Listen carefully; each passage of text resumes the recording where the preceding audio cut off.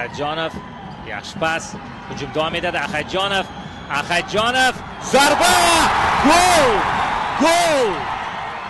Vaqtliroq maqtasam bo'lar ekan, Vaqtliroq maqtasam bo'lar ekan Muzaffar.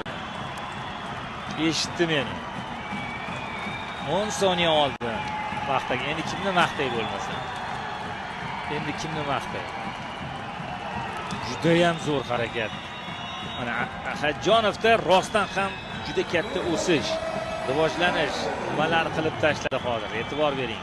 To'pni tortib olganiga e'tibor bering. Ikkita o'yinchining orasidan tortib olib burchakka yo'naltiryapti. Dahshat, chiroyli gol.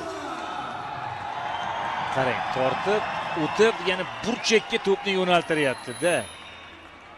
Uchrashuvdagi eng chiroyli gol 2-1.